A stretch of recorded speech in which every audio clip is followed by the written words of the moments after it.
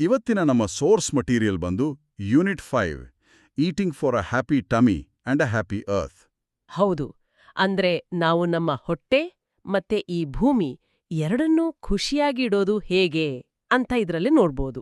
Correct. ಜೊತೆಗೆ ನಾವೆಲ್ಲ ಹೇಗೆ ಪ್ಲಾನೆಟ್ ಪ್ರೊಟೆಕ್ಟರ್ಸ್ ಆಗಬಹುದು ಅನ್ನೋದೇ ಇವತ್ತಿನ ನಮ್ಮ ಮಿಷನ್. ನಮ್ಮ ತಟ್ಟೆಯಲ್ಲಿರೋ ಊಟ ನಮಗೂ ಮಾತ್ರ ಅಲ್ಲ, ಇಡೀ ಪ್ರಪಂಚಕ್ಕೆ ಹೇಗೆ ಹೆಲ್ಪ್ ಮಾಡುತ್ತೆ ಅಂತ ನೋಡೋಣ. ಖಂಡಿತ. ಈಗ ಈ ಭೂಮಿನ ಕಾಪಾಡೋ ಕೆಲ್ಸ ಎಲ್ಲಿಂದ ಶುರುವಾಗತ್ತೆ ಅಂದ್ರೆ ನಮ್ಮ ಹಳೆಯ ಸೂಪರ್ ಫುಡ್ಸಿಂದ. ಓ, ಸೂಪರ್ ಫುಡ್ಸ್ ಅಂದ್ರೆ ಯಾವುದು? ಅಂದ್ರೆ ಈಗ ನಾವು ದಿನ ತಿನ್ನೋ ಅಕ್ಕಿ ಗೋಧಿಗಿಂತ ಮುಂಚೆ ಜನ ಮಿಲ್ಲೆಟ್ಸ್ ಅಂದ್ರೆ ಸಿರಿಧಾನ್ಯಗಳನ್ನೇ ಜಾಸ್ತಿ ತಿಂತಾ ಇದ್ರು. ಹೌದು ಹೌದು, ಈ ಮಿಲೆಟ್ಸ್ ಬಗ್ಗೆ ಈಗಂತೂ ಎಲ್ಲರೂ ತುಂಬಾ ಮಾತಾಡ್ತಾರೆ ಅಲ್ವಾ? ಖಂಡಿತ. ಯಾಕಂದ್ರೆ ಇವು ನ್ಯೂಟ್ರಿಷನ್ ರಿಚ್ ಸೀರಿಯಲ್ಸ್. ಇದರಲ್ಲಿ ಮುಖ್ಯವಾಗಿ 3 ವಿಧಗಳಿವೆ. ಮೊದಲನೇದು ಬಂದು ಫಿಂಗರ್ ಮಿಲೆಟ್ ಅಥವಾ ರಾಗಿ. ಓ, ನಮ್ಮ ಫೇಮಸ್ ರಾಗಿ ಮುದ್ದೆ. ಅದೇ. ಇದರಲ್ಲಿ ಕ್ಯಾಲ್ಶಿಯಂ ಇರೋದ್ರಿಂದ ಇದು ಮೂಳೆಗಳನ್ನ ಕಬ್ಬಿಣದಷ್ಟು ಗಟ್ಟಿ ಮಾಡುತ್ತೆ. ಆಮೇಲೆ ಪರ್ಲ್ ಮಿಲೆಟ್ ಅಬ್ಡೆ ಸಜ್ಜೆ. ಇದು ನಮ್ಗೆ ತುಂಬಾ ಹೊತ್ತು ಆಟ ಆಡಕ್ಕೆ ಬೇಕಾದ ಎನರ್ಜಿ ಕೊಡುತ್ತೆ. ಸೂಪರ್. ಇನ್ನೊಂದು ಯಾವುದು? ಮೂರನೇದು ಸಾರ್ಗಮ್ ಅಂದ್ರೆ ಜೋಳ. ಇದು ನಮ್ಮ ಹೊಟ್ಟೆ ಆರೋಗ್ಯನ ಅಂದ್ರೆ ಡೈಜೆಷನ್ನ ತುಂಬಾ ಚೆನ್ನಾಗಿಡುತ್ತೆ.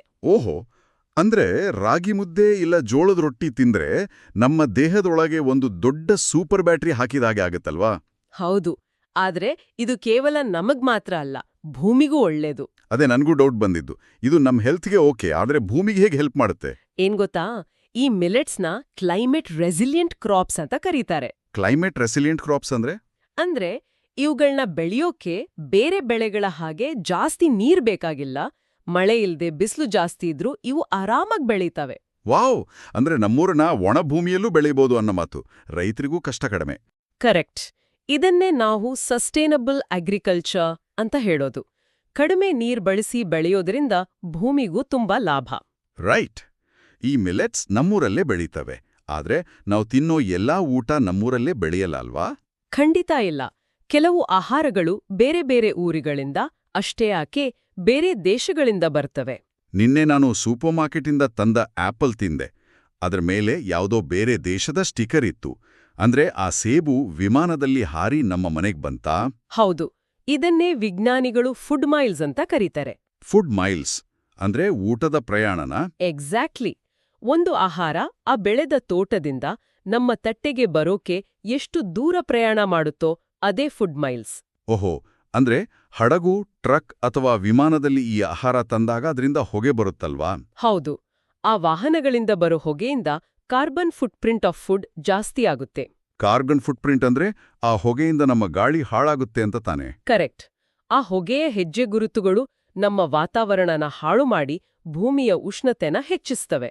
ಅಯ್ಯೋ, ಹಾಗಾದ್ರೆ ಈ ಕಾರ್ಬನ್ ಫುಟ್ ಪ್ರಿಂಟ್ನ ಕಮ್ಮಿ ಮಾಡೋದು ಹೇಗೆ? ನಾವೆಲ್ಲರೂ ಪ್ಲಾನೆಟ್ ಪ್ರೊಟೆಕ್ಟರ್ಸ್ ಆಗ್ಬೇಕಲ್ವಾ? ಖಂಡಿತ ಆಗ್ಬಹುದು. ನಾವು ಲೋಕಲಿ ಪ್ರೊಡ್ಯೂಸ್ಡ್ ಫುಡ್ಸ್ ತಿಂದ್ರೆ ಫುಡ್ ಮೈಲ್ಸ್ ತುಂಬಾ ಕಡಿಮೆ ಇಡತ್ತೆ.